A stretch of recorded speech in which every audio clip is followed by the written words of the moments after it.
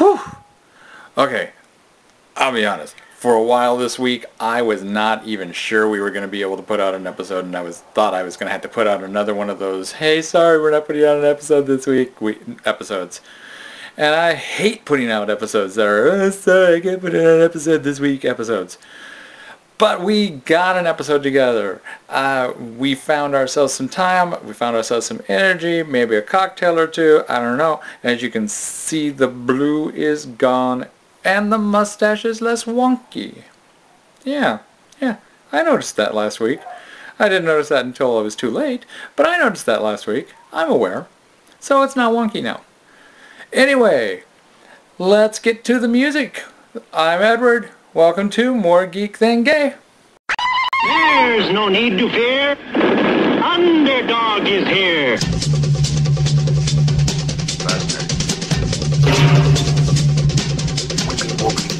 Tiny white stuff.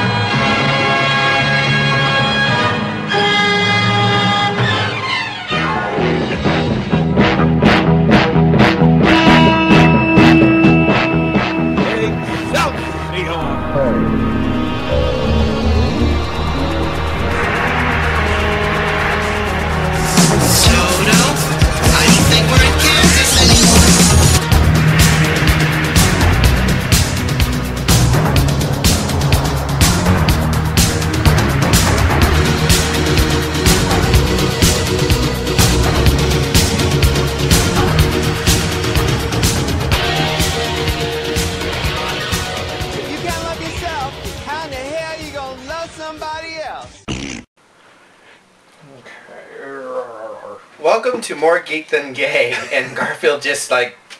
He knows. He knows. He knows. His fans are waiting for him. Garfield's fans are waiting. Welcome to More Geek Than Gay. I am Joseph. This is Garfield.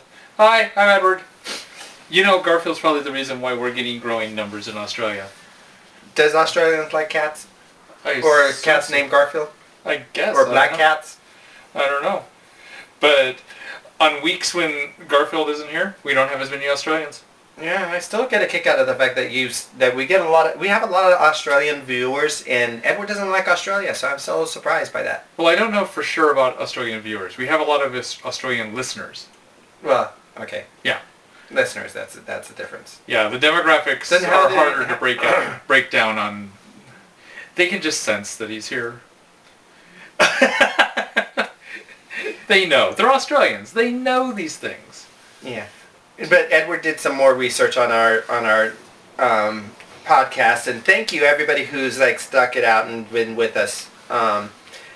Let's see, what did you tell me?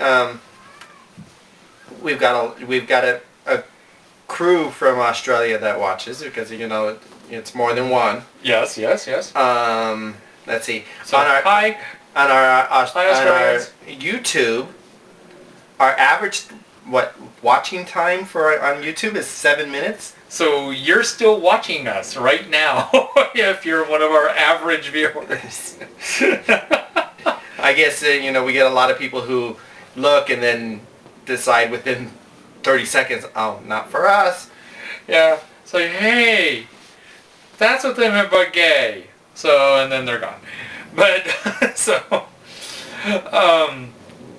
yeah, we still got our Estonian and yep, and the Chinese. Yep, and somebody from China and Filipino. Yeah. Oh, I forgot to put my hat on. My hair looks like horrible.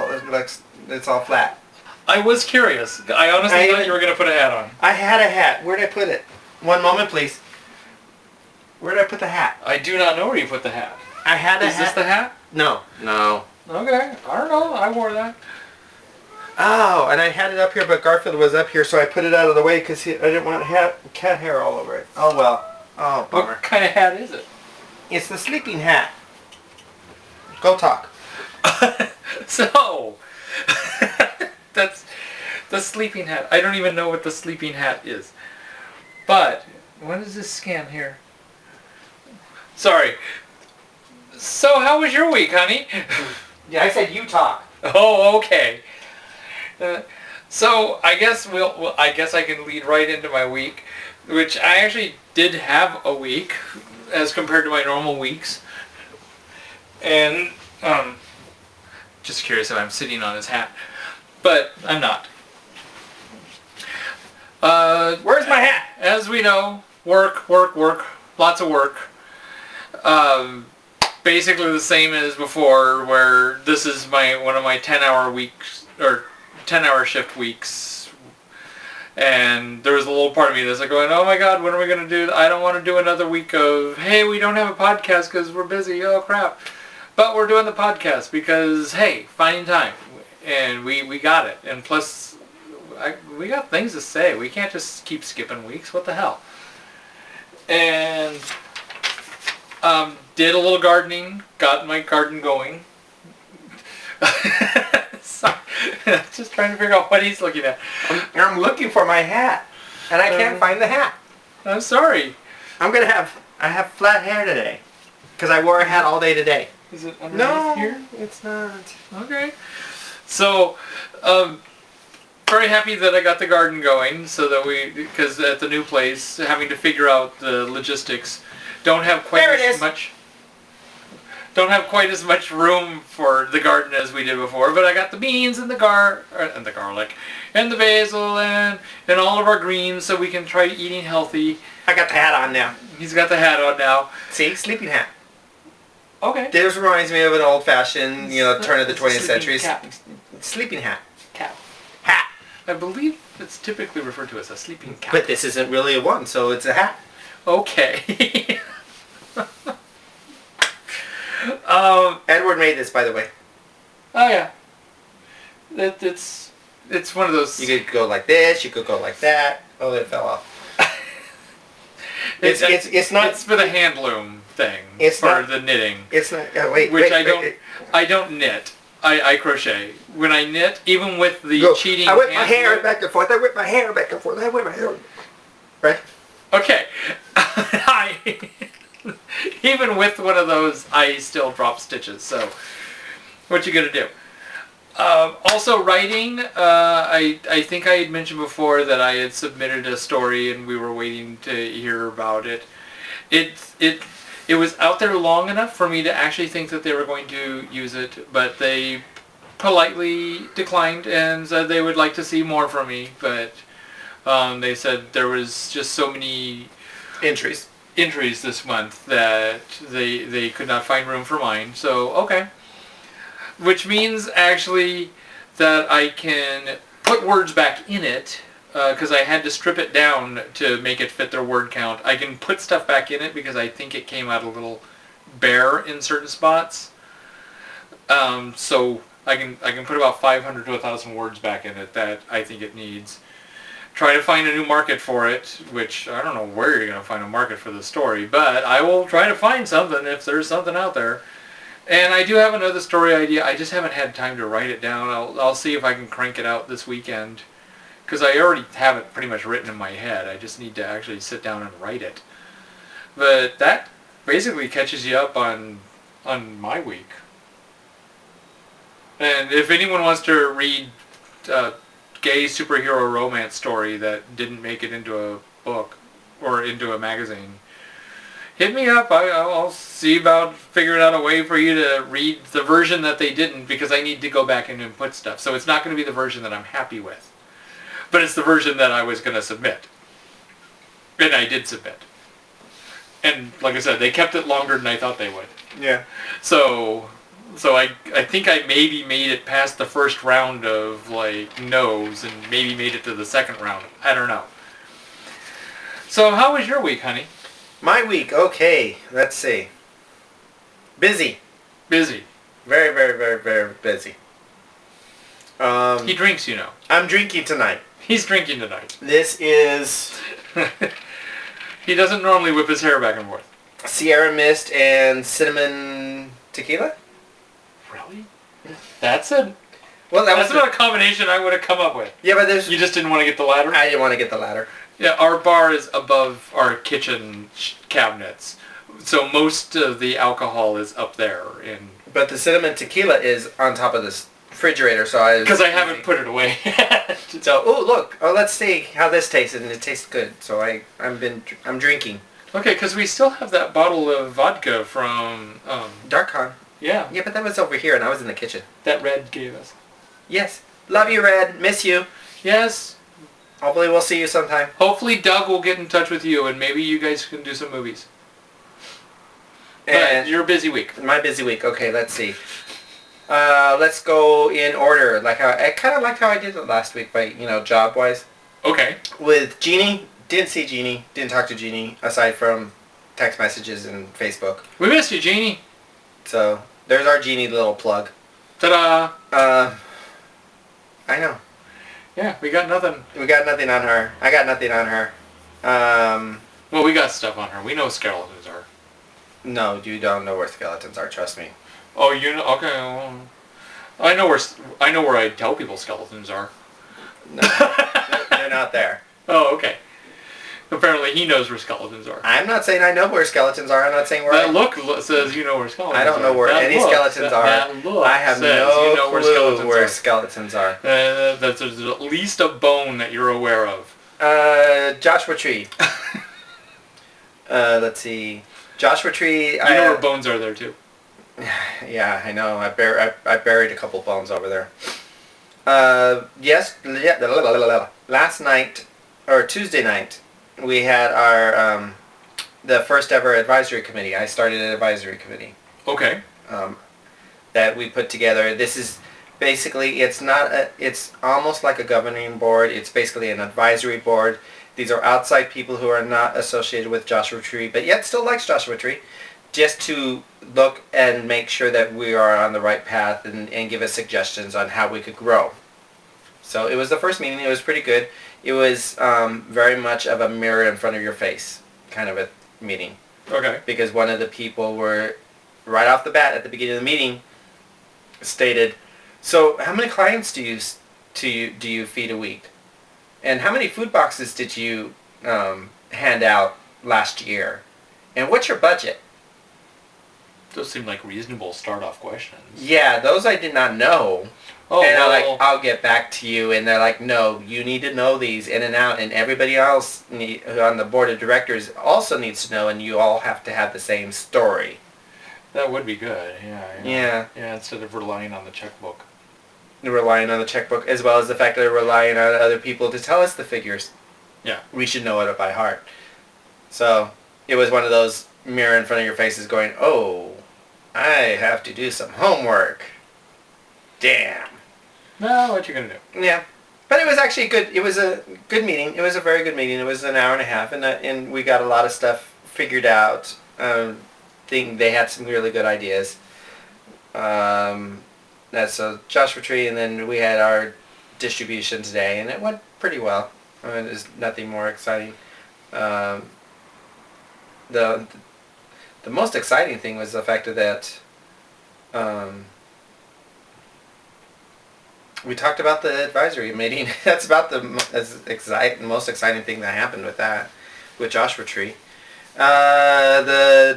Let's see, the magazine. Magazine went into print today, so we'll see on how it goes. Okay, good. On how I Compete magazine. I don't know how many articles I got in, but we'll see. I said in 5. We'll see on how many are in there. Okay. I think 3 are going to go on the website. I don't know for sure. We'll have to see. We'll have to see.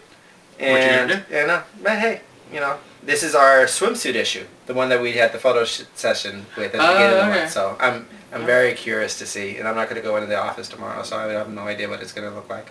Okay. And then let's see, so that was Compete, and then the Dart League. Now the Gay and Lesbian Association of Darts, we have one of the groups that's under our umbrella is called Have a Heart Project, and it's basically a fundraising arm of GLAD, and all they do is they just raise money. Well, GLAD does raise money, and it's about 51% of the money that we take in goes to the 3 charities.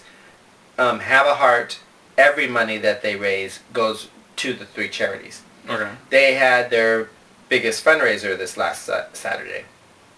It is officially called the Have a Heart Project Variety Show. That's the official name. Da da da da da da da da da da da. Have a heart. Variety show. But realistically, it's an underwear auction. Oh. Brown chicken, brown cow, brown chicken, brown cow, brown chicken, brown cow. Waka waka show. The goal Have a heart.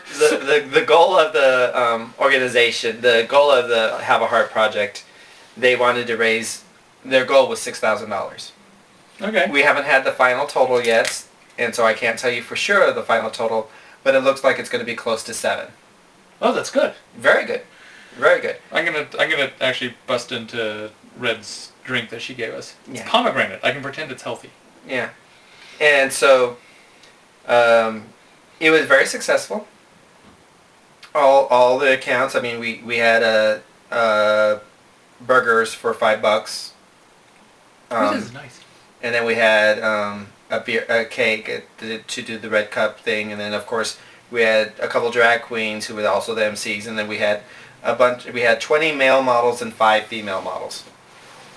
You know, that you get to bid, and they model the underwear, and you get to bid on the underwear. You had a midget.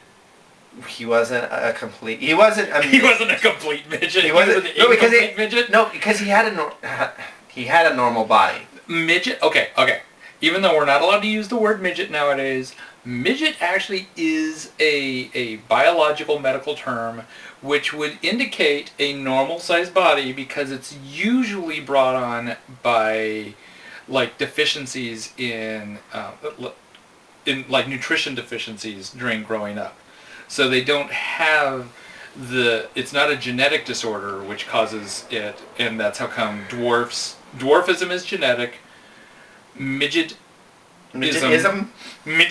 is usually nutrition based, and that's how come they usually look proportionate, just shorter.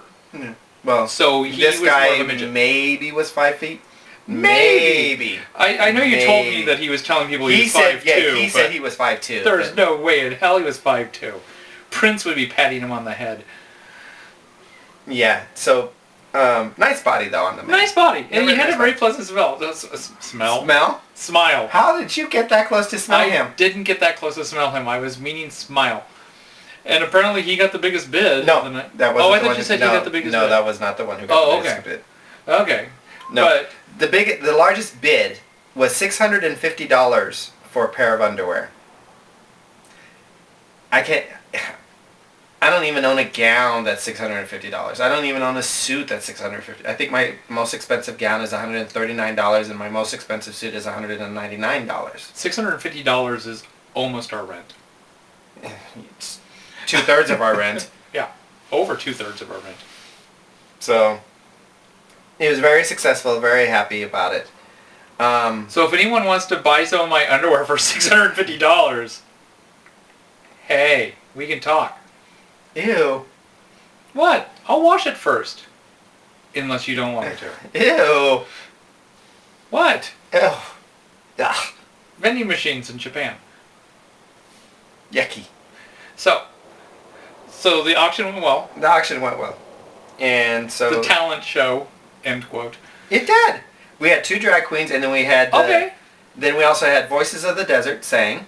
Oh, see, there was a talent show and involved. then variety show. A variety show. There was a variety show. And then the men's chorus sang. There we go. It wasn't just an underwear auction. Correct. Okay. There was variety. It's kind of like Sábado Gigante, except for gay white men. And some blacks. Because I saw black guys there. There were some Mexicans. Axel was there. Yeah. But Sábado Gigante is a variety show, but they always have all those women in the bathing suits. With big boobies. Okay. We had 5 women. In bathing suits? Underwear. Or bidding? Underwear. Oh, underwear. Yeah. See? 5 models, yeah. There you go. Sábado Gigante. But it was fun. Or Siempre en Domingo. I never can keep the 2 straight, but I think it's Sábado Gigante that I'm thinking of. They also put a game show in there. It's weird. And then... Oh, and you guys had a raffle. You guys were like Sábado Gigante. You even had a game show involved. We had 2 raffles. See? It's like a game show, too. There's a scan paused. So then, and then last Thursday night, I was on the Blog Goddess by myself. You were. All alone with Tina Marie and I. You were. Did you finally hear it? I finally got a chance to hear it. And? Honest? And I don't know what you want me to say. Well, what'd you think? Or what? Because I'm like going. You guys were talking. You guys talked about stuff. Anything else? I still don't know why. Did you get a kick out of it? Did you? I don't know why. You don't understand why. Why wouldn't you want just teleportation? Because that's not a superhero. Why? Is teleportation? Nightcrawler teleports. Magic teleports. The Vanisher, although admittedly a villain, teleports. Blink. Does she teleport? I think she teleports. Give me an example. Teleports. The reason why he's asking about this. Two of the questions when you're on the Blog Goddess, or if you listen to the Blog Goddess, it's basically 45 minutes of chit chat, whatever topic comes up, and then the last 15 minutes she does rapid fire questions, kind of like the end of Inside Actor Studio, where they're off the wall questions. Yes. And one of the questions that she asked me was, if you could have any superpower, what would it be? And I said, flight. Flight. And the reason why I wanted flight is that way I could travel and see my friends and family, and I don't have to worry about airplanes or airfare. If you're traveling that fast, you're going to get bugs in your teeth. I wear a mask. I wear a mask anyways. I wore a mask today because it was too damn windy. Okay. I'm just saying teleportation would be so much easier. Just poof, poof, you're done. So, and then the other question was, what animal most represents you, or something like that. What animal would you like to be? What animal would you? What animal would you like to be, or something like that? And I said dragon. European dragon or Chinese dragon? Just South American serpent, winged serpent thing. I just said dragon.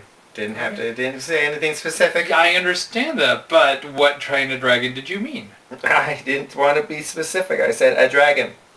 Kind of like if, somebody could say dog, but there's lots of different breeds of a dog, so you just say dog. But if you want to be a dog, you don't necessarily want to be a Chihuahua. You don't. How do you know? When you're maybe people want to be a Chihuahua. Maybe you do, and then if someone said, "Oh, what kind of dog?" you'd say, "Oh, I want to be a small yappy thing." But so when someone says, "Hey, I want to be a dragon," "Oh, what kind of dragon?" It's a dragon.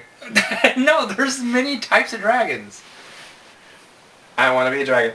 What kind of dragon? The kind that, when you piss me off, I'll blow you up in smoke. Are you wanting to be a wyvern?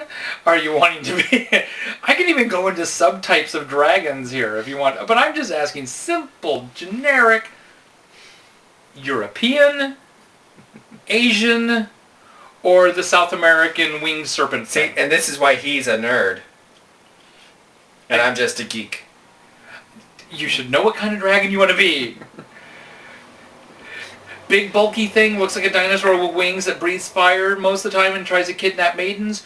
Or a long slender thing that has no wings, serpents around in the air like a cloud and is wise beyond its years. Or a winged thing with feathers and like possibly is a god. How about a Komodo dragon? You actually, I think, made a point of saying it was mythical. Only and Komodo dragons are not mythical. Therefore, they are not part of this equation. Although, if you want to, we can enter Komodo dragon. So, is Komodo dragon one of the ones? I do like a Komodo dragon. Or do you want to be a water dragon? Really? A dragonfly? We can, if we start entering the realm of real creatures, we can start bringing up all sorts of other dragons. What kind of dragon do you want to be? Next. Yeah. Cannot believe that you have no answer for that. It's a freaking dragon. Period. Plain and simple. It's a dragon. Hey, Tina. Follow-up question. What kind of dragon? He'll answer you. Because I like her. He just gives me nothing but grief about the fact that there's different types of dragons. Because I like Tina. Yeah. See what I have to put up with? See? He's not the only one who can roll his eyes. Okay, I just wanted you to say. The fact that you do not have an answer for what kind of dragon is a definite eye roll. Can't believe you can't... the fact that you cannot get over it and go on, everybody who's doing the drinking game with my eye rolls have already been shit-faced. You should know what kind of dragon. It's a dragon. What color dragon? Not as colorful as that damn shirt. Oh my gosh, you think it's Mardi Gras. It's a very colorful shirt. I like this shirt. It's Mardi Gras colors, oh my gosh. I had to do something. I had to get rid of my blue hair. I just told you to just shave your head. Yeah, you don't want that again. You didn't want it the first time. Well, at least I didn't want the blue hair either. But no one asked me if I wanted the blue hair. But the blue hair looked good. Didn't matter. No one asked, because every time you've done blonde, it's like, oh, is it okay I do blonde? And all of a sudden, I come home one day and it's blue. Not a question. Nothing at all. Well, it was just done. Okay, good point. Point taken. Yeah. But the blue looked good. That's neither here nor there. Where the bald does not look good. Well, when work tells you that you can't have blue hair anymore, I would say counteract it and come with no hair. Wasn't on the dress code. I should still be allowed to have blue hair. But, so, Joshua Tree auction. That's it. That went up. Nothing more with Joshua Tree? No. How about darts? I already did that. Darts was the variety show. And Magazine was Deadline. you typically also tell us how your dart team did during the week. I don't know. I didn't play. You haven't heard? No. Oh, I didn't know you didn't hear. No. Oh, okay. I figured you would have heard. No. Oh. Didn't hear. I'm only the captain. The captain. I'm only No the one captain. tells I have me. no idea. Yeah. No one needs to tell me anything. I didn't play because I had the advisory committee. Oh, yeah. Okay. So, anything else with your week? That's it. That's it? Yes. Okay. That's all I can say. Well, I wasn't even asking about anything else. I wasn't going to Specific. keep I was on just asking. saying. That was my week. I thought you had a family thing. For some reason, I thought you had a family thing that happened during the week. No. Didn't you go over to your mom's or something? Last week with Debbie and Scott. Oh, But okay. I talked about that Okay. last week. I thought there was another one. That's all right. See, that's where I was going. I thought you had another family thing. No. Okay. No, but I talked about that last week. Okay. See, he doesn't even listen to me. What you gonna do? So, what would you like to talk about first? RuPaul's Drag Race. We're starting with RuPaul. Yes. We're not gonna start with geek stuff like we normally do. No. RuPaul's Drag Race. Why are we starting with RuPaul? Gay shows. Dun, dun, dun, dun, So RuPaul's dun, Drag dun, Race dun, had gay their shows. first. What the hell? No, okay, continue. The RuPaul Drag Race had the Snatch Game episode, The Snatch Game episode. which is the fourth season that they did it. They didn't do it. They didn't do the Snatch Game in the first season, No. but season 2 on up, they did it. Yeah. So what do you think of the Snatch Game and the characters, and who were your favorites, and who do you think was really bad, and who was mediocre? I do think it's interesting. I think they did it 1 week earlier than what they normally do, because I think they had one more contestant for Snatch Game than what they normally do. But that's kind of neither here nor there, except for the fact that they did bring it in a little earlier. My top characters were the ones that actually they agreed with as the top characters. I think that Adore did a very, very interesting Amy... Nope. Not Amy. Anna Nicole Smith. Anna Nicole Smith. Thank you. I was going to say Amy Winehouse. Yes, I know. She could have done it Amy Winehouse too, almost the exact same way probably. But her Anna Nicole Smith was very good. Judge Judy by Bianca was very good. Then I cannot remember the name of the one that's not Pork Chop. I just want to call her Pork Chop because I don't know her name. Darien Lake. Is it really? Yes. Oh, wow, I never would have guessed that. She was Paula Deen, and while they didn't focus a lot on her, the little bits that we got were golden. They were very good. And honestly, there was another one that was like really middle of the road, but I think she was actually... I actually thought she was okay for what she was doing. And that was the one in the middle, she was playing one of the New Jersey housewives. Oh, that one. Yeah. I thought she was okay. She was. It's funny because she came right after the really bad one that was doing Kim Kardashian, and it's like, oh, see, this is how you do trashy whatever badly as Kim Kardashian, and this is how you do trashy whatever competently. It wasn't great, but it was fine. It held its own. You knew. I felt there was no risk up for her. The Kim Kardashian was horrible. Mm-hmm. Horrible. That was Gia. Yes. And then, who was the other one that was... Milk? I did not care for Milk's Julia Child. I think Milk deserved to be definitely one of the bottom three. Who was the other one that was... Lagrange. Lagrange play? Estranja. Oh, she was doing that one person I don't know. Zoe. Rachel Zoe? Rachel Zoe, yes. And I don't know Rachel Zoe to know one way or the other, but it just wasn't entertaining. Just like, I don't know that Jersey Wife, housewife of New Jersey or whatever, but she was at least entertaining. Mm-hmm. The one from Trinidad was forgettable, but I felt safe. Her Nicki Minaj. Yeah. Because there were other people who were so much worse than her that I felt she was safe. I know that you didn't really care for her Nicki Minaj. Yeah. But... And the one who won. And the one who won, wasn't that Bianca? No. It was the one who did Maggie Smith from Downton Abbey. Oh my god, the Maggie Smith was very good. I forgot about the Maggie Smith. She was very good. That was Ben de la Creme, wasn't it? Yes. That was Ben de la Creme. And the Maggie Smith was excellent. The Maggie Smith actually deserved to win. I think if it had been any other... If her Maggie Smith hadn't been there, then Adore and Bianca would have been fighting it out. But that Maggie Smith was just fantastic. But Adore really stepped it up this week. Mm-hmm. I think Adore really showed why she's there. Her runway look was... They were supposed to be channeling RuPaul.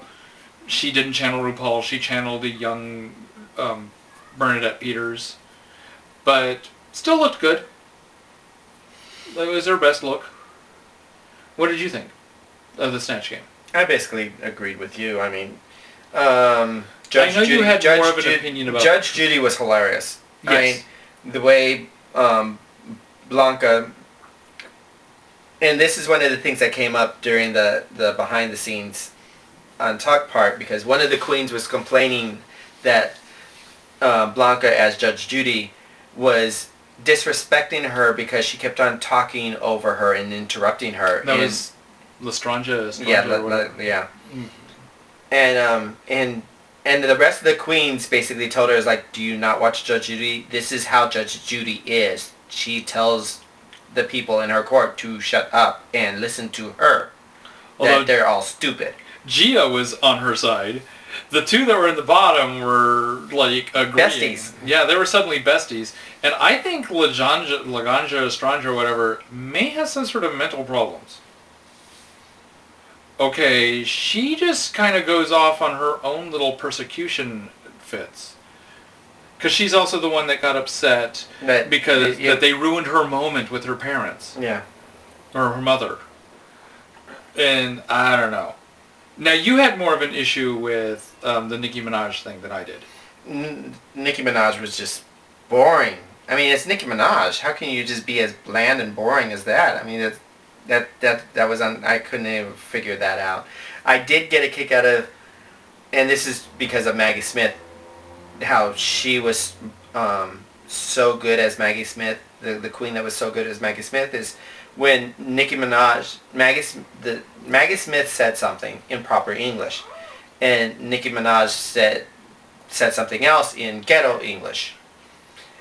And Maggie Smith character, I mean, these are all the characters, mind you, all the drag queens, basically turned and looked at her as like, what kind of language is that?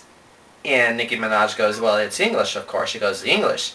I came from the country that created that language. We speak it properly. And that, when she said that, I'm like, okay, that's the one who won. That was just, those were the kind of lines that she was doing as Maggie Smith from Downton Abbey. Not Maggie Smith from Harry Potter. Not Maggie Smith from Clash of the Titans. Not Maggie Smith from all the other hundreds of millions of roles. Millions of things that she's done, yeah. She picked the Downton Abbey, where it's very highbrow, very turn of the 1920s, Edwardian era. That's our Yeah. And so it was really good. Paula Deen, I would have loved to have seen more of Paula Deen, but like you were saying, it was just snippets. I don't even think they let her answer a question. Maybe one question. Maybe one, yeah. Julia Child. To me, Julia Child was just there. Was just there, but it's Julia Child. It should have been so much more than just there. Yeah, I know. It should have been so much more than just there, but it was just there. That's how come she was one of my bottom ones. Because she makes such a big deal about being such a character, and she has her own form, and blah, blah, blah. And how she, I think, tries to come off as not necessarily a comedy queen, but a comedy queen. Yeah. And you couldn't do anything with Julia Child. I mean, that's one of the more colorful people that was up there. Actually, more colorful than Paula Deen. Yeah. Should have been a no-brainer. Should have been. And more colorful than Maggie Smith. And you couldn't do anything with her. Bottom. I would have definitely put her right in the bottom there. But I don't think she was the worst. I do agree with the two that were at the bottom. And the two in the bottom were Kim Kardashian. Gia. I just drew a blank. Zoe. Rachel Zoe. Which was Laganja Estranja, whatever. Yeah, Laganja Estranja. And Rachel Zoe does have her little, literally kind of things, or, things like that. I know nothing about Rachel Zoe. I just catch the ends of Rachel Zoe because she cuts, when she had her show, I don't even think she has her show anymore. It was on E. Mm-hmm. So when I watch Fashion Police, I'd get the last couple minutes of it before Fashion Police starts. Yes, I'm a Joan Ranger. But the way this queen was doing is like, and there is, she would have been perfect as William Shatner. She would have been wonderful as William Shatner. Yes, because that's how he is. And then, but I am so tired. I'm happy that Gia got kicked off because I said it before and I'll say it again. I don't understand these queens who want to be fishy. Mm-hmm. But either one of those two, who were in the bottom two, Laganja Estranja and Gia, whatever, both of them can go. I was hoping for a double elimination. I forgot why. There actually is a reason. I forgot. I would have saved one of them and put Milk in the bottom two. Yes, I know. Because I forgot about the runway look, which Gia had an issue with. And Gia, I agree with Gia to a degree. Not her attitude about it, but they were supposed to be channeling RuPaul, and Milk came down dressed as RuPaul as a boy. The boy RuPaul. Yeah, I never can remember RuPaul's boy name. RuPaul. Well, his boy name is RuPaul Charles. Thank you. There we go. That's what he came down as. RuPaul Charles. Yeah. Not RuPaul the drag queen, RuPaul the And male. while I think it was a brilliant idea, and I get it, at the same time, this was a runway challenge, and they have called other queens, specifically Alaska, on doing boy drag. And in a challenge, not the runway, in a challenge. And I think that the runway is more important to be putting forth your drag queen look. Not your other, because you get to do all sorts of goofy things during the challenges. Sometimes they're so I think, this is your time to shine and do boy drag or whatever. During that runway, you should be putting forth your best female look. And I do have issues with the fact that he came down as a male. I am glad that he's still there over the other two, but based strictly on the bad Julia Child and on that runway look, I would have put him in the bottom two. And I actually really wanted Laganja Estranja or whatever to go home when you got down to those two. Yeah. I'm tired of her drama. I can deal with Gia's bitchiness for another week more than Laganja's need of medication. But she turned it out when it came to the Lip Sync for Your Life. Yeah, during the lip sync for the beginning of the Lip Sync for Life, she does a death drop right at the beginning, and they're like, "Oh, she's gonna be one of those." And then she did a jump death drop. Yeah, and then she's gonna be jump one split. Jump split, and then yeah. Usually the queens who can do jump splits and death drops are the ones who work a stage and dance the stage. And she did. She worked it. She knew what she was doing, so... And Gia is one of those queens that are like, I'm so pretty. Look at how pretty I am. Yeah. So, she got booted. Yeah. Because she didn't work it. And something that popped in my head, you had said that they did Snatch Game earlier than normal. Mm-hmm. Which technically is true, but don't forget, it's the same amount of people, but they kicked off 2 people in the supersized first episode. Yes. So even though it's like episode 3, it's actually episode 4, and that's usually when they do it. Right, but they still have. No, I think because they had 10 queens this time, and I think they only normally have 9. No, they usually have 5 on top, 5 on bottom. I thought they normally had 4 5 on on top. Yeah, I thought it was a 4 and 5. I could be wrong. I could be wrong easily because I've never really counted, but it was just something about the layout that made it look like there were too many queens up there. And that's I was thinking that they did it a little earlier than what they normally do. Possibly only 1 week earlier, but yeah, just a little earlier than normal. So that's RuPaul's Drag Race. And we put that in the front because of my brother. Okay. Yes, I saw that, yeah. So we're trying to suck him in, or? Yes. Okay, and we're going to lull him into a false sense of security that... Correct. He's okay. So what else are we going to talk about? That's it. Okay. Well, yeah, no, we're still behind on we're behind on everything. On Under the Gun. We're behind on Under the Gun. We're behind on Face Off. We're behind on Walking Dead. We're behind... We don't even know who won the Celebrity Cook-Off. We don't know. Because we still have 2 episodes of that. Yeah. You're behind on... I'm behind on Amazing Race. And Once Upon a Time or whatever. Yeah, I saw I haven't seen... Yeah, and it's even Once Upon a Time Wonderland I'm behind on. We're behind and still undecided on Agents of S.H.I.E.L.D. Well, you've been watching it, not me. Or you and Archie. Still behind. I'm just saying. I think that I saw Cosmos. Disappointed. I think it's a lot of hoopla over nothing.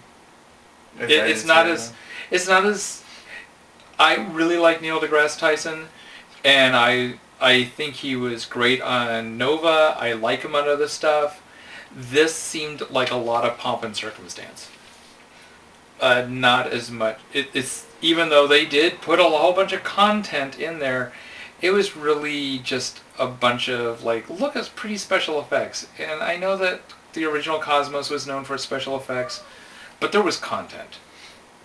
This really didn't feel like content. It felt more like I'm supposed to be staring at the screen going, wow, that's pretty. Mm. Gonna give up other episodes a try, but that first episode really didn't do it for me. I just kept on waiting for something meaningful to be said. Yeah. Well, we do have one more gay. We do have one more gay show that we're actually caught up on. Which one's that? The Face. Oh, I got The Face. Okay. Does anyone else watch The Face? I'm not convinced anyone watches this show. I think we're 2 of 20 people who watch The Face. Yeah, I don't even know how it got a second season.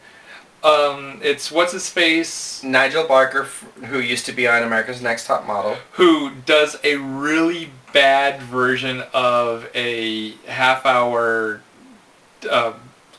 telecommercial person as being a host. Oh my god, I cannot stand listening to him talk and try to sell his show. I have no problems with that. I have no problems it's with really him. bad. I keep on expecting him to pull out a sham wow any moment. And then 3 models, they do teams. 2 supermodels. 3 supermodels, they do teams, kind of like The Voice and all that, where they promote their models. They had to pick and choose which ones they got, and then their teams go forth. And one of the models also happens to be producer of the show. Yes. Naomi Campbell. She's one of the supermodels. Yes. Mentors. Yes. And ain't she just a ball of fun? And then this season, they have... Naomi Campbell was in the first season and the second season. Yes. And then the other 2 supermodels in the first season is no longer in the second season. And do you know who these 2 supermodels are? Annie V and Linda Hurst. She's a Hurst, but I think it's Linda. Not sure. I don't know models. Well, you should know Hurst. Well, because she's a Hearst in the Hearst family, but I don't know Yeah. her. I don't know her as a model. I don't follow the Hearst family around. If you do, that'd be a stalker. Yeah, so I have no idea who she is. It's not like she's like a Hemingway. Yeah. The Hemingways I know a little bit better because you'd think that she'd get that gap fixed. But So what they do is they have challenges that they have to do. Like this last one, they had to walk a runway in cocktail dresses, and for the first set, in the second set, evening gowns. Now the runway is basically a top of a large dining room table that has a full place setting and centerpieces. And so, and some of these evening gowns had trains on them. yeah, it was a mess. It was They one of those. actually Is did- like they did so much better than what Yeah, they should have, than what anyone normally would have. The girl with the longest train made the biggest mess. but- understandably. But you know what? She did a fantastic job. The only way that she was not going to make a mess with the big long train that was on there is if she picked it up and made the turn back. Which is a big no-no. Yeah, so the fact that she wiped out a cake and like a couple 4 glasses. centerpieces and some glasses and yeah, she still did an amazing job of not knocking everything over as she walked out. And really the main damage was done because of the turn. Yeah. Yeah, her walk there and walk back, she did a great job of not causing destruction in her wake. So she deserves credit for that. Yeah. So whoever the designer in this particular episode, the designer picked the winner, the winning team. And the winning team is safe. Now, the 2 other teams that did not win, their mentors have to send 1 person from each from their team to the winning mentor. So, I think it was Annie V won. I think it was Annie V that won this one. Yeah. And so Linda and Naomi had to send 1 person from each team. So to Annie V, and Annie would ask these girls, "Why do you think you should stay?" And Annie, or the winning mentor, picks the person who stays and picks the person who leaves. So when you win these challenges, you actually have, Immunity. immunity, as well as you get to pick and choose. And Naomi knows how to play the game, and Naomi correctly played, because it is a game. and she will kick off The strong one. The strong one. If you send a strong one to her, she will kick you. Don't plan on getting that strong one back.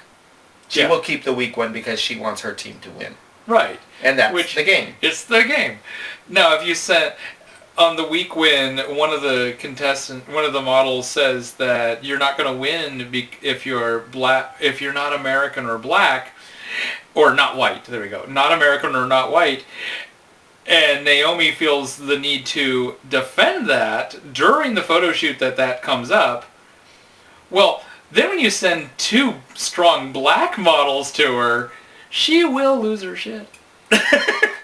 And you can't really blame the other two models for playing the game, except for going, well, okay, you sent 2 black models to her, so she's don't act now stupid.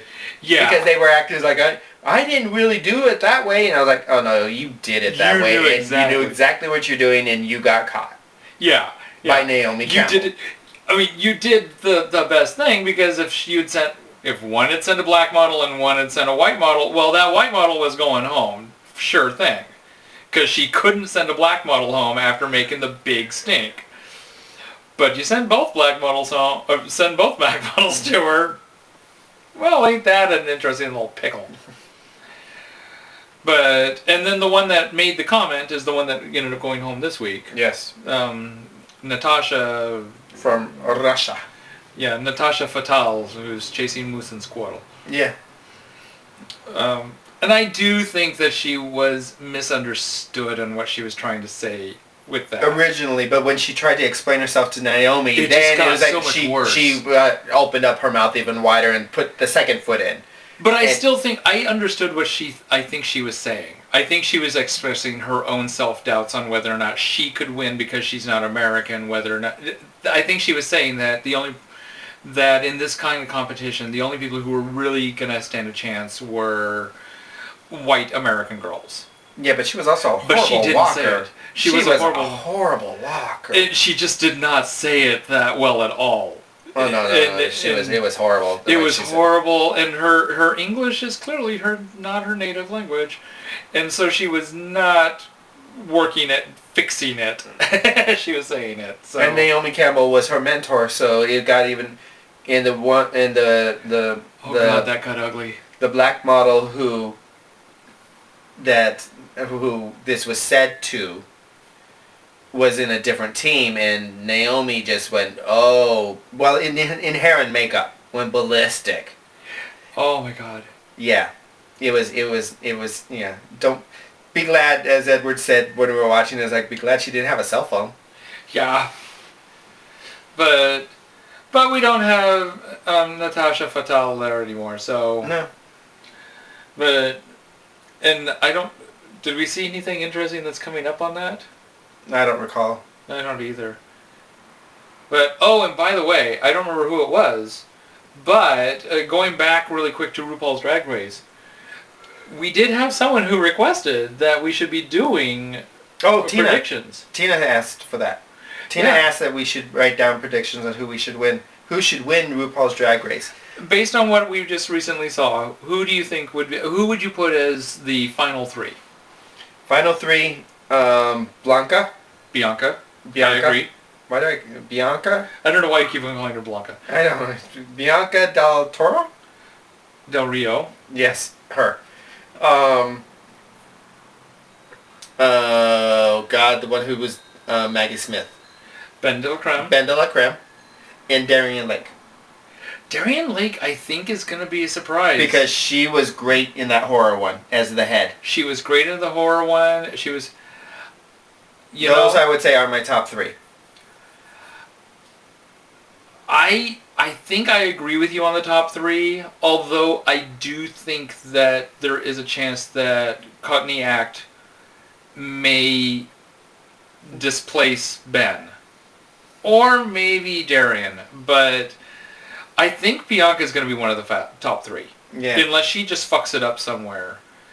Hi, Mickey. She's a pro. Yeah, well, don't forget, look at but she's like a Chad Detox. Michael. She's like a Chad Michaels. Yeah, but Detox was we expected Detox to be in the top 3, and then she had that one where she just lost it. Yeah. You never know. I mean, sometimes pressure gets to you on these reality shows. Yada Sophia. Oh God. Oh. Self-destructed twice. Oh, I know. And I also think that we will see Adore go on further than what we originally thought. Based on this last week, there is something to Adore. I think that Trinity I think she's going to go home soon. Oh. I don't think she's going to skate by much longer. Yeah, she's not really into Laganja Estranja or whatever should be next to go. Milk, I really hope goes home soon because she's just a drag queen with gimmicks. That's all she is. She's not. I know she thinks that she's probably one of the funny queens or whatever, but she's just a gimmick queen. She's basically the Carrot Top of drag queens. And Trinity, the only way that she's going to stick around longer is if really revealing that she's HIV positive does bolster her. We'll see on how she is. Yeah. So, okay, and that's our predictions. I don't think we have predictions for the phase. No, not really. Yeah, it's just too much. Even if you had a prediction, then Naomi's going to kick her off. So, that's... I predict Naomi, somebody from Naomi's team is going to win. I do like Tatiana but then she's from San Diego. So, you know, she's the one who won the challenge. Not the campaign, but the mini challenge. Okay. Where they wore the corsets and the latex dress. Oh, she was very good. She was very good. I like the one that Naomi came in and defended. Not the one from South Africa. South Africa. Yeah, no. She's good. She has a very interesting look. She does. She has. She's one of those models. She's beautiful, but nowhere near traditional. No, She has one of those faces that you have to sit there and stare at for a while. Yeah, you're like, oh, that's interesting. Yeah. That's actually kind of pretty. Oh. Yeah, it's one of those faces. Yeah. Kind of like on that one year with America's Next Top Model, the one that always looked like if you actually saw her just standing or whatever, her face looked like she was like caught in some sort of wind tunnel or whatever. It was kind of swept back in a weird way, but her pictures and everything looked gorgeous for her. She had a perfect face for pictures and stuff. For camera, yeah. But in just regular life, she had like a weird shaped face. So that's gay shows. That's gay shows. So what else you got? Well, I watched a movie. Yeah. I'm just touching on this one real quick and everything. I watched a movie because I've been wanting to hunt down this movie for a long time.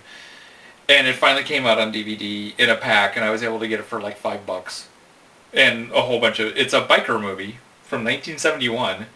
And it's in a pack, Savage Cinema or something like that, with 12 biker movies. Who knew? And it's called Pink Angels. Never and heard it's of a gay... It's a gay biker gang in 1971. Oh. This is such a camp... This is such a wonderful camp B movie. I don't know why no one pays attention to it. Other than the ending. Turn it off the moment that... If I knew what the time frame was, I would tell you when exactly to turn it off. Because the ending ruins the whole movie. And by the ending, I mean literally the last 5 minutes of the movie. It's like the guy who put the movie together had not been paying attention to the movie he was making, and he just put some other ending on it that did not work. It ruins everything about the movie. Because up until this time, you get like these kind of butch but Nelly cross-dressing bikers. It's a really weird combination. You also get to see a young Dan Haggerty. Grizzly Adams? Yeah, no. Yeah, you get to see him not as a big bear, but as a skinny muscle guy with hair and a beard, riding a bike. Interesting. And he's one of the rival macho gangs that... Okay, the gay gang...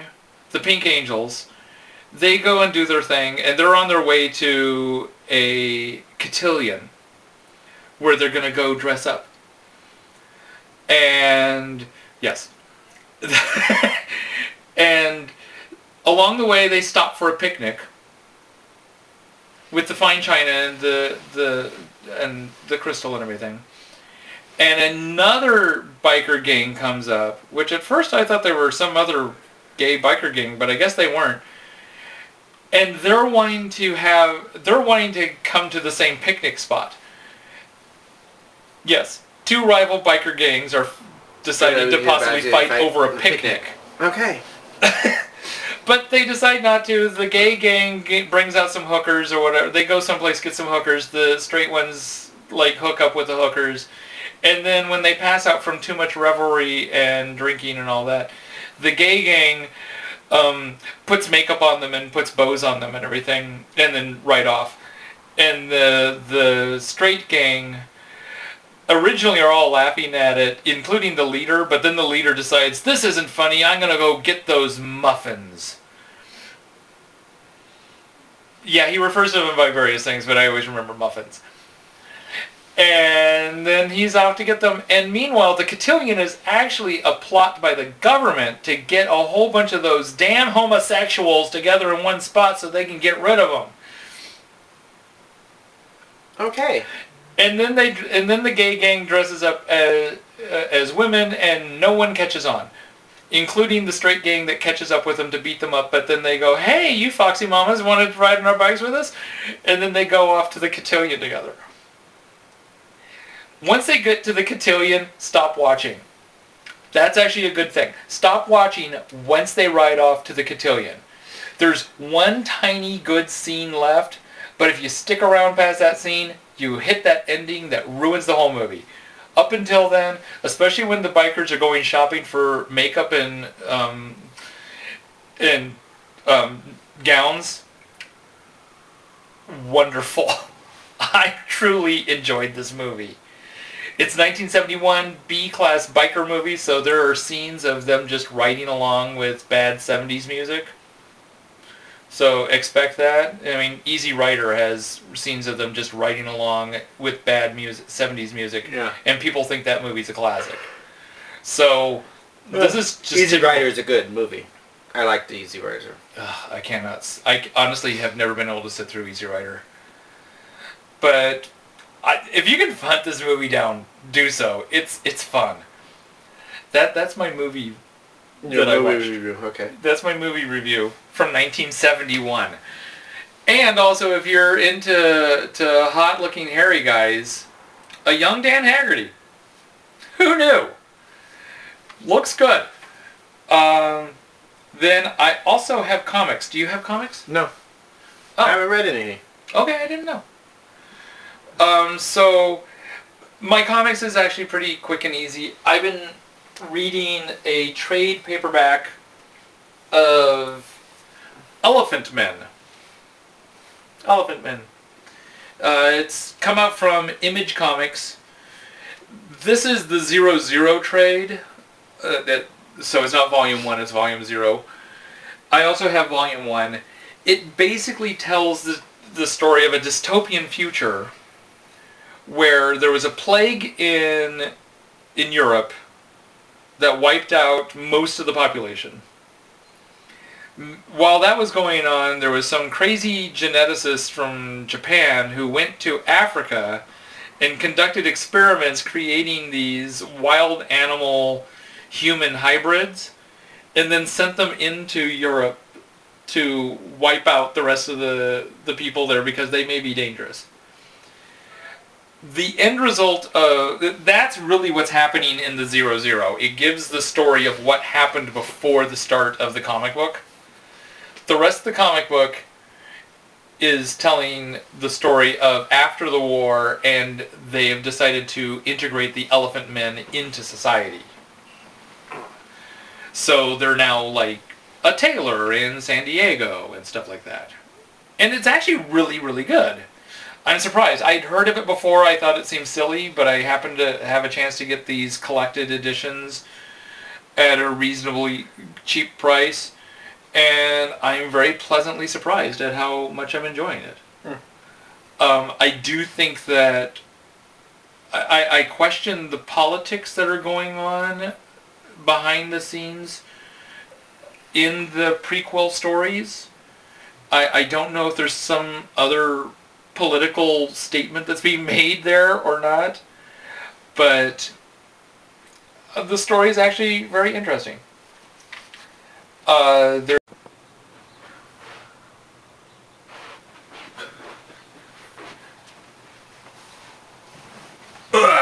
Okay.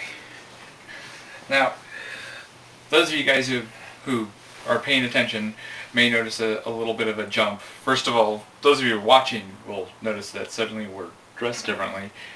But those of you who are listening, there may be a difference in the sound quality also, because we may be just talking differently. And that's because suddenly, like, basically all the electronics went at the same time.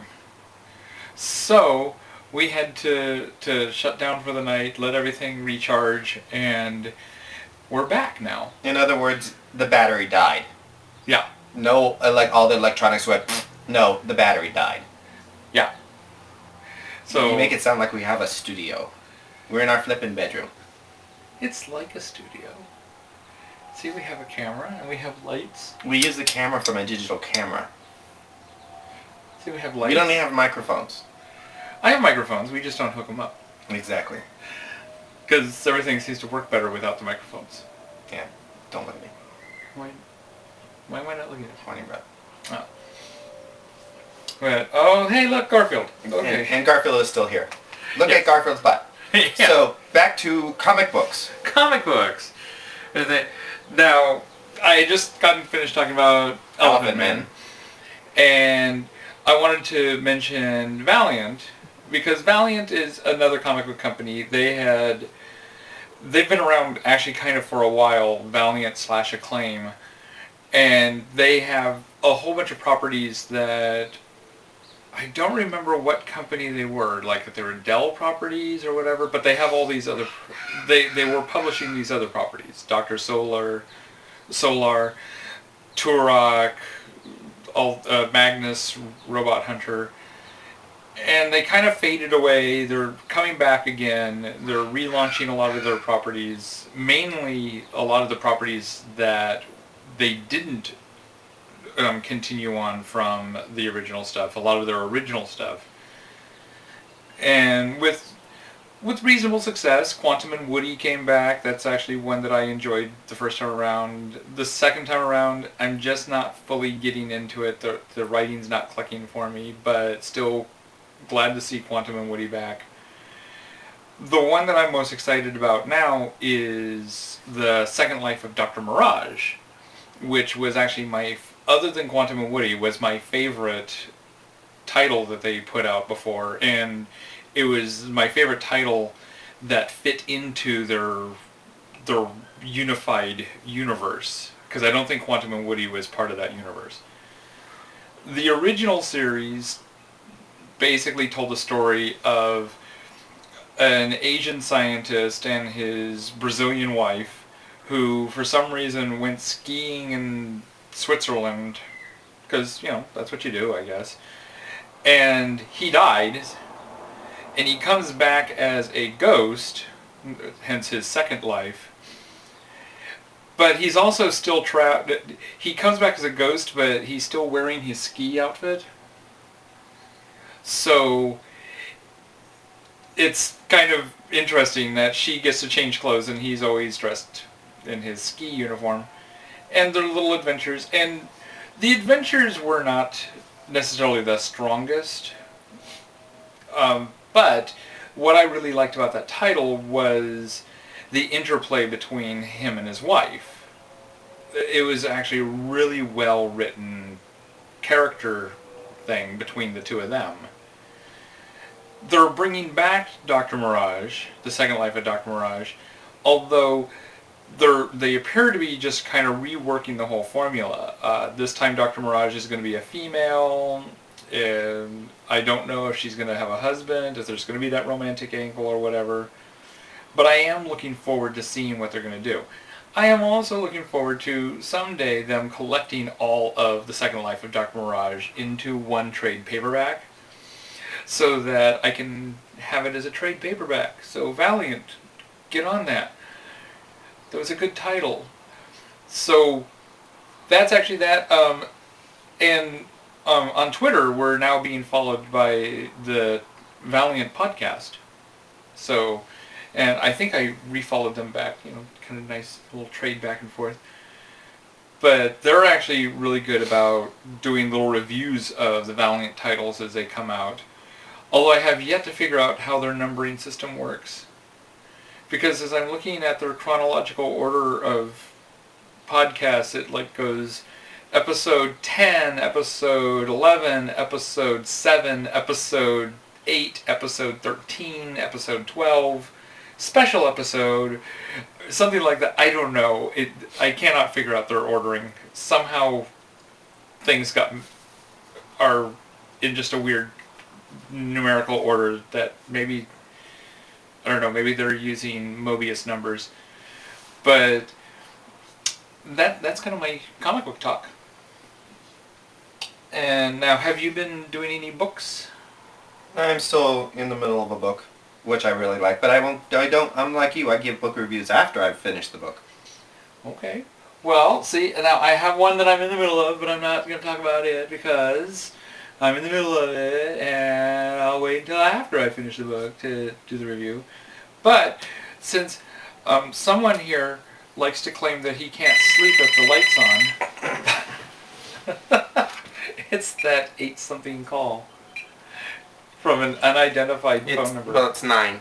Oh. And I know who it is. It's my case manager. Oh, okay. It's not that. Okay. Yeah, the other day I got a call, and as I answered the call, I could hear the person talking to someone else in the background and eating a sandwich. Oh yeah, that's because it's the auto dialer. Yeah, and I'm like going, oh my god, who told you to like actually eat while on the phone? And I just hung up. But since someone claims that he cannot sleep with the lights on, which he can, I have taken to reading quite a few things off the Nook, because I can set that to a nice little dim thing and he's not going to be disturbed by it. Well, I don't have the physical books that I'm reading on the Nook, so I have to download different books. I've been actually getting into a lot of Bizzaro fiction. Bizzaro fiction is kind of a weird genre to try to describe because it's horror, but it's also kind of absurdist. And if you're familiar with your classifications of genre fiction, it kind of delves into weird fiction. Many times it is pretty NC-17, and many times they seem to fall into what I like to call the Saturday Night Live plot or trap, and that's where you can have a great premise but they don't know how to end it. And so the endings of these stories are sometimes weak. That's actually even if they have an ending. Sometimes they just stop. But in general, I'm really liking it because it's a really weird, creative field where a lot of times they'll take a premise, like the one that I'm reading right now, which is I hit the wrong button. Yeah. Well, I hit the wrong button to get out of it. It's Crazy Love by Cameron Pierce.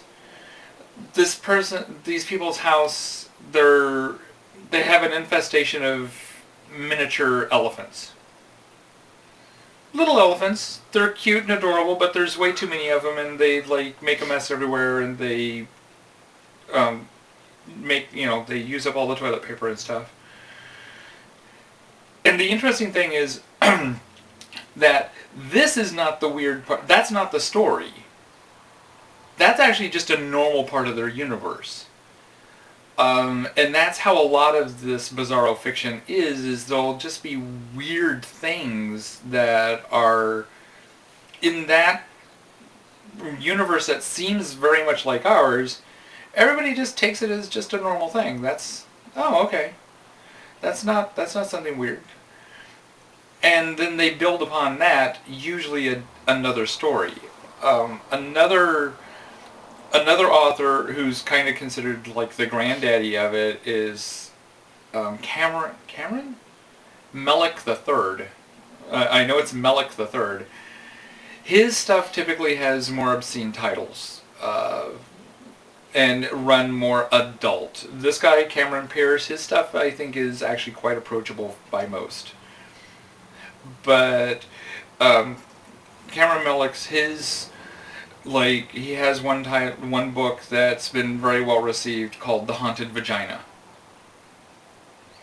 There's another short story that I read which was actually effectively chilling, called The Baby Jesus Butt Plug, or something like that. That's kind of the weird titles that a lot of these things will run to. But if you ever get a chance, just look up Bizzaro fiction. A lot of these are actually, the Cameron Pierce ones are really good and somewhat more standard, and I think really good introduction stuff to Bizzaro fiction. If you're wanting to go more further out there, look for Melick. His stuff is more Bizzaro. And there are books out there that'll have like samplers of different authors in short fiction doing Bizzaro fiction. So I just think it's still a form that's kind of in its infancy, and who knows if it's actually going to be able to progress to being a mature genre form. But at this moment, it's a very interesting form. A lot of these authors have won awards for their writing, so it's not like just some sort of weird self-publishing thing. I'm just going to force this out there and my fans will like it and it's a weird fan fiction or something. No. Some of these guys are self-published, but they're winning awards for their self-publishing. Some of these guys are published by major titles, although I have yet to find any of their books in a bookstore. I have yet to find anything by that. And when you ask for them at a bookstore, they all look at you funny because it's hard to figure out exactly. But you don't go to normal bookstores. Well, that's true. Bookman's is not a normal bookstore. Bookman's is not a normal bookstore, nor is Half Price Books. Exactly. So when was the last time you were in a real normal bookstore? It's been a while, actually. Exactly. So with you saying that is actually incorrect. Seems like I was in one not that long ago, though. And I had to ask them, and then they're asking what category it falls into, and it's like, well, I guess it's horror. Because that's the last bookstore I know that you went into was with me, and that was changing hands, and we basically walked in and out. Oh, yeah, I remember that. Yeah, that was a long time ago, though. But I'm just saying. Yeah. I swear I've been at a bookstore since then. Okay. But secondhand bookstores are not bookstores. Well, they're great bookstores, don't get me wrong, but you can't expect them to have everything. Well, can't expect them to have everything. No. Or know everything. No. Don't expect a regular bookstore to have everything or know everything either. Well, but at least at a regular bookstore they could look it up. Well, that's true. And see if they have it in stock. But so that's kind of my reading thing. And I think that basically takes me through my notes. Yeah, that takes me through my notes. So now we can go on to comments. Comments. We got comments. We got lots and lots and lots and lots of comments. We got comments. I'm not sure we got lots and lots. Yeah, we don't. Yeah, as a matter of fact, some of them are on Facebook, and it's hard for me to find them because it requires me to do lots of weird scrolling and figure out which thing they linked it to. But we got a comment from Stewie Monster. Hi, Stewie Monster. Hi, Stewie Monster. And again, positive comment from Stewie. Yay. Yep. Stewie Monster likes us. Actually, I think he's one of our oldest. I think so too. Who's not family or friends. I think so. But you're a friend now. Yes. And then we got Terry Lopez. One of the Montana girls. Hi. Hello, Montana. And she enjoyed the music that I used for the end of last week's episode, which, oh my god, my mustache was so wonky in last week's episode. I did not even realize. I've trimmed my mustache since then, so it pretty much cannot get wonky at all. But the artist was Kawehi. And like I said, I think she's starting to... I think she's working on getting an album out. I'm not sure. There's a Kickstarter or something, although when I went and looked at her Kickstarter thing, what I was able to find had already expired, had already ended. It looked like it got funded, but it had already ended, so I don't know where she's at with where she's going with her music. But basically, she does covers, and she takes samples of like a little guitar riff and a little piano part, and then she does her voice, and then she'll layer those samples over each other, pulling them in and out to make the full song. Last week I did Heart-Shaped Box, by Nirvana, which is a song I've never liked. Many people are well aware of the fact that I don't care for Nirvana. I enjoy actually Courtney Love and Grohl from Goo Goo Dolls. I think they're both incredibly talented, but Nirvana, I don't consider it that big of a loss that they're not recording anything anymore. Her version of Heart-Shaped Box, I think, is genius. It's the only version I've ever liked. And if you get a chance, the name is Kawehi. I apologize if I say it wrong. It's Kawehi. You can find her on Twitter. You can find her on YouTube. You can find her also on Vimeo. That appears to be what she's using as her main thing right now, is Vimeo. So look her up. Good music there. Also, Terry, back to the comments. Terry commented that she would like you to keep her informed on the Leather and Lace web auction. Yes, I will keep you informed. I'll keep everybody informed about that. So far, like I said, it's on Friday the 13th. No, June Friday the 13th. So Oh, okay. we'll get it all set up. It looks like we're going to be doing a webinar. Oh, okay. So what's all involved with the webinar? I don't know. That's Glenn's part. He's the IT guy. Oh, okay. But so far, he looks like he's as he was saying, it looks like he's going to do it as a webinar for that. Okay. Okay. Oh, I just heard back yesterday, not necessarily regarding our podcast, although tangentially it may be involving our podcast. I very well may be working at Leprechaun this year. Leprechaun 40, that's a local science fiction convention. And again, it's 40, so it's been around for a long time. When is it? It is in May. I think it's the first weekend in May.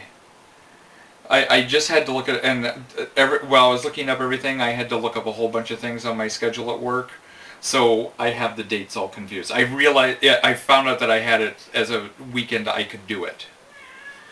So, and I think it's the first weekend in May. But I can give you more details about that as it comes up. But they do have a website, leprechaun.com. Look it up. A buddy of mine, he's actually doing a whole bunch of the organizing of it. So I actually think that it might be something to go to this year. Because it's been very quiet for a while. Very quiet. Yeah, so I would love to see Leprechaun and Coppercon come back with a vengeance and Be the way they used to be. yeah. And it looks like this year they're working at trying to build it right back up to what it used to be, and that's really good. I like where it looks like it's going. So that's that. Oh! We're getting cookies. We're getting cookies? We're getting cookies. From Missy? From Missy. We're getting burger cookies? She did not tell me anything about the burger cookies. Why did she tell you and not me? I'm the one who knows about them. I know about the burger cookies. I wanted the burger cookies, not you. Missy, why are you talking to him and not me? She was talking to Marcy. She sent Marcy cookies. Marcy got cookies? Marcy got cookies. But Marcy didn't get burger cookies. And then I saw that post from Marcy. Marcy didn't get burger cookies. And then I don't want those cookies. I want burger cookies. And then, There's a difference. And burger cookies are only available in like the Maryland area, the Baltimore, Maryland area. Burger cookies. and then Jeannie commented that she would like cookies, and how come she doesn't get cookies sent to her? And then I made a comment, a little comment about how I just stated I like cookies too.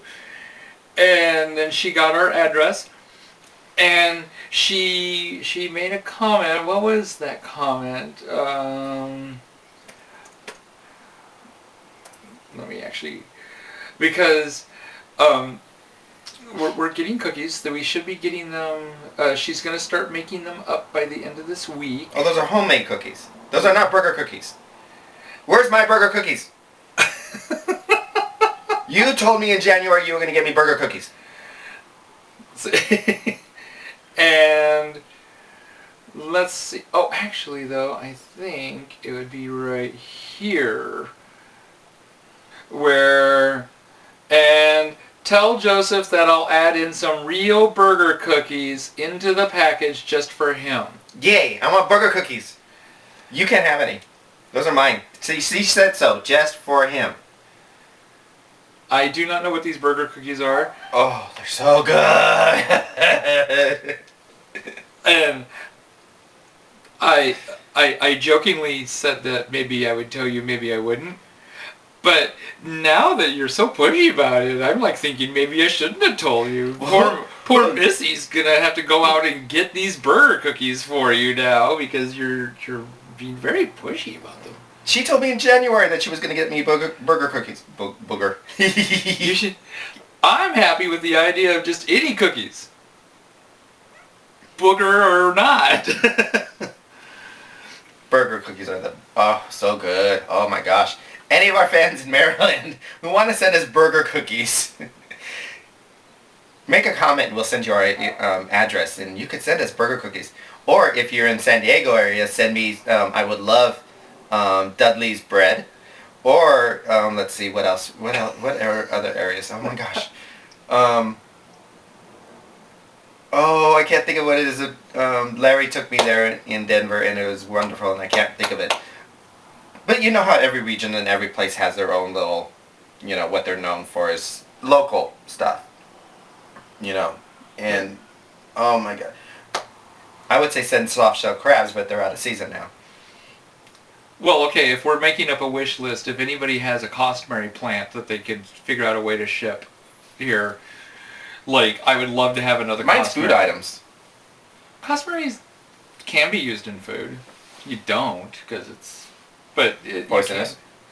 I don't think it's poisonous, it's just not really great. It's just a nice plant. But, so oh, and Montana girls. I've never Although been, I like I've the never idea been to of cookies. Montana. I have no idea what's your local cuisine up there. So, I think cows. Montana, tell me. Or bison. Ooh, Yeah. I do love bison. Yeah, I'm like going, isn't beef the local cuisine? I think beef is the state vegetable up there. And grass. Yeah. So... And lots of sky, but you can't eat sky. That is true. You cannot eat sky. Oh, and if you're from the eastern shore of Maryland, saltwater taffy from Ocean City. Unbelievable. Oh, so good. I would say bring the french fries, but the french fries when you wouldn't last. Yeah, I was thinking that about the McLobster, too. And I was like going, I'd always want to try a McLobster, but I don't think it would really make it shipping-wise. Yeah, no. Yeah. I'm not sure there's a way to really do that. But, oh, and if anyone wants to, like, figure out a way for us to go to Australia and meet our Australian fans, I'm for it as long as you protect us from the native flora and fauna. Because I just saw a whole bunch of... Oh my god, there was a picture of a python eating an alligator. That's not a flora or a fauna. That's a fauna. An alligator eating a flana? No, You said an alligator eating a python eating an alligator. yes, it's a python eating an alligator. How's that flana? Fauna, not flana. Flana would be like a girl's name who makes a really nice Mexican custard. Flana. Lola Flana. But, no, fauna. Oh, really quick. I don't know. I have been meaning to ask you, have you seen the latest clip from Maleficent? Where you get to see Flora, Fauna, Merryweather? Mm-hmm. Did you know that they are not called Flora, Fauna, Merryweather in the movie? No, what are they called? I don't remember, but they have completely different names. Oh, speaking And they're of... pixies. Well, they're all fairies. Well, but Maleficent's like a full-fledged, I'm Maleficent. They're little pixies. Yeah. We're stuck in a cupboard now. My friend Malon Hi, Malon. is a tease. Who doesn't watch this? I know, he doesn't watch this, but he's a tease. And it's all the movie Bear's fault. That's all I'm going to say. Okay. So, So I'm still bitter about that, Malon. Still upset. now, we've been getting good feedback on Twitter, and I apologize. It's, you know how Twitter feeds are. They just go and go and go. Therefore, I'm not going to be able to really specifically mention anything here. But if you guys talk to us on Twitter, I hit you back. They go under notifications. I can, but it still goes on and on and on. Well, Everything. So, it shows when you talk to people. yes. But our Twitter sphere is growing nicely. So feel free to catch us on Twitter and Or catch him on Twitter, because I'm not on the account. It's not even my picture on there. It's not even our logo. It's not our logo. I need to change it to our logo. Mm-hmm. Yeah. Because I think I actually set this up when I first set up the podcast. So I think it's... Same thing as the one on Facebook. I think the one on Facebook doesn't have my picture on it either. So it doesn't have our logo, but it doesn't have my picture either. I think it has Wonder Woman. So I think that's kind of where we're at here. I would like to thank everybody for sticking around with us and helping us grow in all our multitudinous ways. Yeah, we're a sequel now. We're not 101 fans. We're 102. Ta-da! So, keep it up. Tell your friends. Leave comments for us. We love comments. We will get back with you either through the comments or we will get back to you right here on the podcast, as you can see. You can hunt us down on Twitter at More Geek Than Gay. That's just the name of it on Twitter. I like to keep it nice and simple that way. You can find us on YouTube, More Geek Than Gay. You can find us on iTunes, More Geek Than Gay. Facebook. You can find us on Facebook, although I'm really bad at updating the Facebook one. I have to admit, I'm really bad at updating the Facebook one. I'm working on that. You can also find us on Libsyn, More Geek Than Gay on Libsyn. You can find us on Vimeo. I'm trying that out, but I can't figure out how their things go, so I'm not sure how successful that's going. And I think you actually have to look on Vimeo under my name, Edward Pulley. Lloyd. I think it's under Edward. Because YouTube, you're under Lloyd. Oh, am I? Okay. It might be Lloyd. I don't know. And it's regular Lloyd Pulley, not the Pastor Lloyd Pulley. Right. Right. Who I think is deceased. I'm just saying. I'm not sure. But, yeah, I'm definitely not the Pastor Lloyd Pulley. Yeah, because I had somebody ask me, Yeah. Yeah. I looked for it and all I found was Pastor Lloyd Pulley. Is that you guys? And I'm like, no. No. If you go, anytime I've Googled my name, that guy just pops up all over the place. So, but that's us for this week. Don't forget to, if you have a moment, check out Joshua Tree Feeding Program, because they are a very good organization. They help people with HIV and AIDS get food. They also have a sister program that helps people feed their pets so that they don't have to choose between feeding themselves or feeding their pets. And, hey, what's their website? Actually, speaking of the pet part, Oh, the pet part. I was just informed this week that they are now authorized to hand out vouchers for discounted spay and neutering of their animals. Woo! So, guess what we're going to be getting? Yay! Because we got 4 heathens that need to be fixed. Yeah, I think the 3 boys will probably calm down a bit when they get fixed. Yeah. I think they're going just through nasty puberty. Because I think especially the roommate that dare not mention his name, I think he forgets that when the other kids went through puberty, they were also obnoxious. I don't know. So I just know that when 2 animals are fighting, don't get in the middle.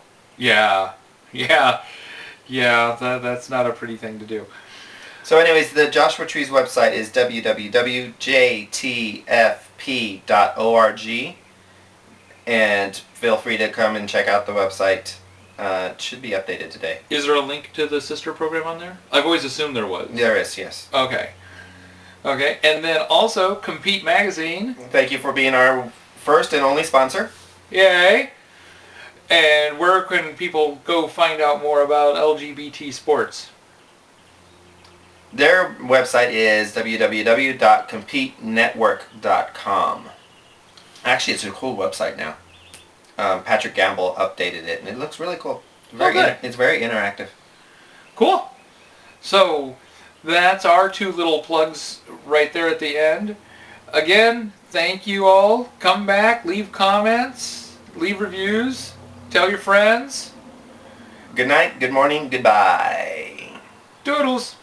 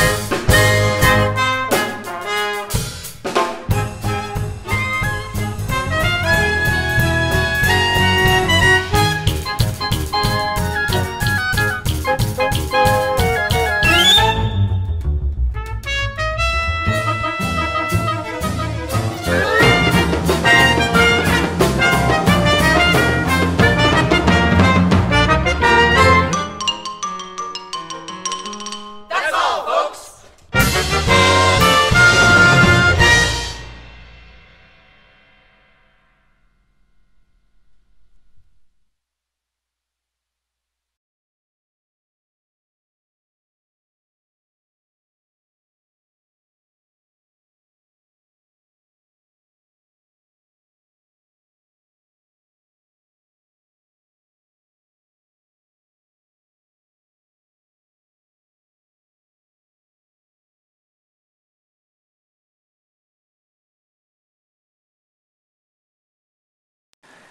Okay, and for our closing music this week, something a little bit different that I just happened to run into yesterday. It is a 43 cartoon theme mashup, as organized by, I have to look this up because it's not a normal name, by Cornhaber Brown. See, I told you. Not your run-of-the-mill name, not Bob here, okay? That was arranged by Cornhaber Brown for the Carnegie Hall and Ensemble. And feel free to figure out what all 43 themes are. If you want a little cheat sheet, you can go and find them. Just type in 43 cartoon themes and hit enter on YouTube. It will find it for you, and they have a list of all 43 under there. You got to click more, but you'll find it. So I hope you had fun with that. Until then, thank you all for being with us. Don't forget to give a shout out to the Seder Sphere and to Scream Queens, because we absolutely love them. If you're into comics, check out Valiant. The Valiant podcast, and Joshua Tree Feeding Program, of course. Hello, Jenny. We know you love hearing your name. So Jenny Koch, check her books out. She writes stuff. And Marcy, yeah. You know, we have just way too many people to just keep on mentioning all this time. But I will, Marcy and Tina for the Blog Goddess podcast, you want to hit them up too. And then we also got Jordan Summers. Hi, Jordan. I bet you didn't think I'd mention your name, but I mentioned your name. Ha. And there's Samurai Comics. So hi, Mike from Samurai Comics. So you want to make sure to be there. And don't forget to check out Leprechaun. And you know what? It was all in the podcast already.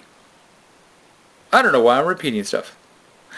Catch you guys next week when we will look more refreshed and I will sound more rested.